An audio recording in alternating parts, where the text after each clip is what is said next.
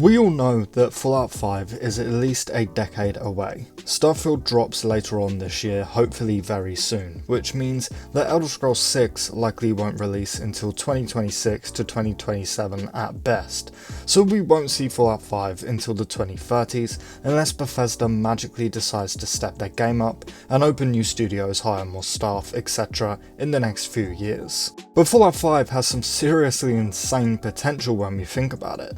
We can't even begin to imagine how video games will look in 10 years time.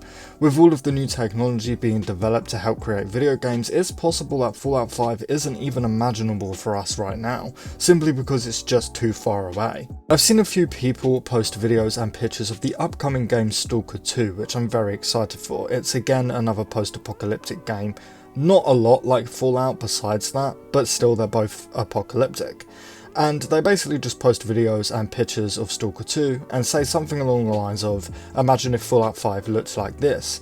But the funny thing is, while Stalker 2 does have stunning visuals and graphics for us now, Fallout 5 could very well look like Stalker 2, but by the time it actually releases, we may think the visuals and graphics suck. When Skyrim came out, everyone was talking about how gorgeous the world looked and how great the NPCs looked, but just over 10 years later, original vanilla Skyrim looks like crap. Sure, it was good for its time, but that's exactly my point. Compared to previous Fallouts, Fallout 5 is probably going to look drastically different. The amount of new mechanics being given to us in Starfield needs to be taken into account too.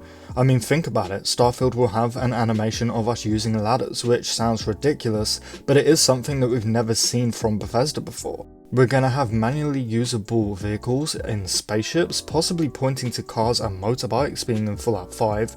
I mean, it's kinda unlikely because of how Bethesda like to develop their maps, but it's still a possibility. A new mechanic where our companions can speak for us, which was recently confirmed for Starfield, and so much more that could be implemented into Fallout 5.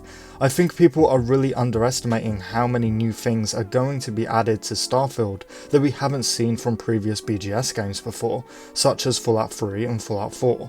So Fallout 5 will likely have all of these things, but by the time it comes out, we won't even think anything of it, whereas thinking about it now makes it sound sort of too good to be true.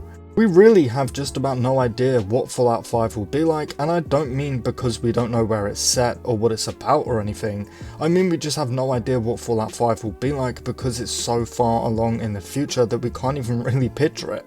I mean sure, we can all probably imagine basic ideas in our head, but that's really it.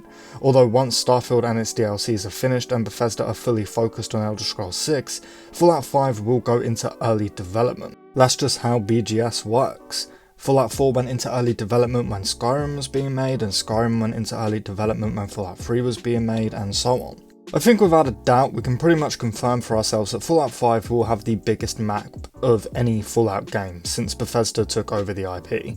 Again, with the new technology, it's just going to be much easier to create and fill bigger maps. So I think that Bethesda may go back to what they originally wanted to do with Fallout 4 and set the game in New York, which I would love to see. Fallout New York would be my ideal Fallout 5, although I should mention that it is very much looking like the Fallout Amazon series will be set in New York, since that's where they're filming the most. So maybe Bethesda will leave New York alone for the show to do whatever they want there. I mentioned recently on Twitter and in a previous video that it's absolutely crazy to imagine that we are probably going to get multiple seasons of the Amazon Fallout series before we even see so much as a teaser of Fallout 5. I don't know why, but that sounds really insane to me. I mean, it's pretty obvious, like it's an obvious statement, but when you think about it, it just really makes you think like, whoa, Fallout 5 is actually ages away. But the funny thing and the upsetting thing about this is Fallout 5 could easily come out much later than 2031, which is when I think the game will release. But remember when we got the Elder Scrolls 6 announcement and everyone guessed it would release in either 2020 or 2021? Yeah, half a decade after that announcement, we're still waiting for the game to be released. So yeah, I would put my money on 2031 being the release year for Fallout 5, but who knows, the game could release in 2035 for all I know.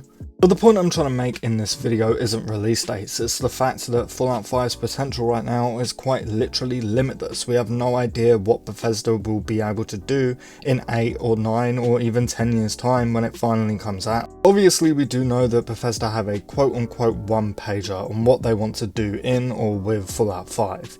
Although that was a hot minute ago that they did confirm that they have the one pager, so they probably have a little bit more planned now. I have to imagine that they know the basic storyline of the main quest, or at least what they want to ideally do with the main quest, and they probably have an ideal place for where the game is going to be set.